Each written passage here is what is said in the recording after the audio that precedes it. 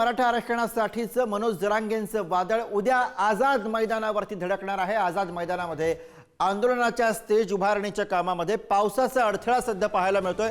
पावसामुळे स्टेज आणि शेड उभारण्याचं काम काही काळ थांबवलं गेलेलं आहे। उद्या आझाद मैदान परिसरामध्ये 1500 पोलीस हे तैनात असतील। आझाद मैदानावरची दृश्य आपण बघतोय, त्या ठिकाणी उद्याच्या आंदोलनासाठी की तयारी सुरू झालेली आहे। तर दुसरीकडे जरांगे पाटील जे मुंबईच्या दिशेने कूच करतायत, त्यांचीही लाईव्ह दृश्य आपण पुढारी न्यूजच्या माध्यमातून बघतोय।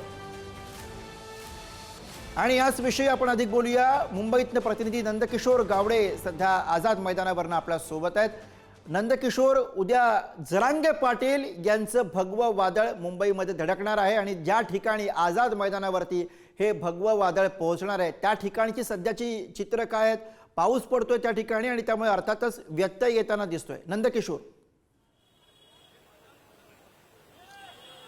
नक्कीच गुरु, अवघे काही तास राहिलेले आहे। उद्या सकाळी संपूर्ण जे भगवं वादळ आहे किंवा जरांगे पाटील समर्थक मराठा आंदोलक आहेत ते हजारोंच्या संख्येने याच मैदानात दाखल होतील। खरं तर 5000 लोकांची आठ जी आहे ती शासनाने घातलेली आपल्याला पाहायला मिळते। मात्र आज सकाळपासून जर पाहायला गेलं तर 1000 ते 1500 जे आंदोलक आहेत त्यांनी ऑलरेडी जर आझाद मैदानावरती हजेरी लावलेली आपल्याला पाहायला मिळते।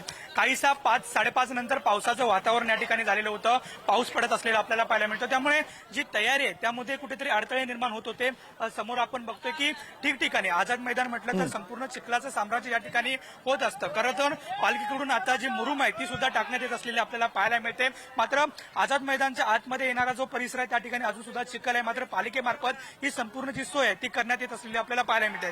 सध्या जर पाहायला गेलं तर आझाद मैदानावरती सुद्धा हजारो जे आंदोलक आहेत ते सध्या आलेले आपल्याला पाहायला मिळत आहेत। खरं तर पाऊस पडतोय, पावसामुळे जिथं मिळेल त्या ठिकाणी हे आंदोलक आपला आसरा घेताना आपल्याला पाहायला मिळतात। मात्र उद्या जर पाहायला गेलं तर या ठिकाणी पावसाची स्थिती निर्माण झाली तर मोठं वेगळं वातावरण जे आहे ते या ठिकाणी असू शकतं असलेलं आपल्याला पाहायला मिळतं। खरं तर आता सुद्धा पोलिसांचा फौजफाटा या संपूर्ण परिसरात तैनात आहेत। मात्र उद्या जर पाहायला गेलं तर 200 अधिकाऱ्यांसह 4 डीसीपी आणि जवळपास 1500 पोलीस याच आझाद मैदान परिसरात असणार आहेत। सोबतच जर पाहायला गेलं तर SRPF आणि दंगल नियंत्रण पथक हे संपूर्ण ज्या तुकड्या आहेत त्या या ठिकाणी तैनात करण्यात असलेले आपल्याला पाहायला मिळतात।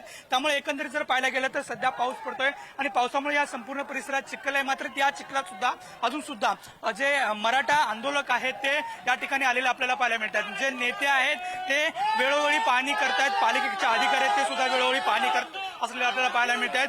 छावा संघटनेचे अध्यक्ष असू दे किंवा बीडचे आमदार प्रकाश साळुंखे असू दे, मुंबई युवा मोर्चाचे जे समन्वयक आहेत ते वीरेंद्र पवार हे या ठिकाणी आहे। त्यामुळे एकंदरीत जे स्टेज बांधणीचा जो नियोजन आहे त्यामध्ये पावसाचा थोडासा व्यत्यय आल्यामुळे कुठेतरी काम थोडंसं स्लो होत असलेलं आपल्याला पाहायला मिळते। मात्र जर पाहायला गेलं तर रात्रभर या ठिकाणी थांबणार आणि आरक्षण मिळेपर्यंत मी रिटर्न नाही जाणार हे प्रत्येक आंदोलकांसोबत बोलताना आपल्याला पाहायला मिळते। अगदी अगदी आम्ही घोषणा तुमच्या पाठीमागे ऐकू शकतोय। तर जरांगे पाटील हे सध्या मंचरमध्ये आहेत, मुंबईच्या दिशेने ते क्रूज करतायत आणि आझाद मैदानावरती त्यांच्या उपोषणाची तयारी सुरू आहे। धन्यवाद नंदकिशोर, आपण पोहोचवलेल्या या सगळ्या तपशिलासाठी।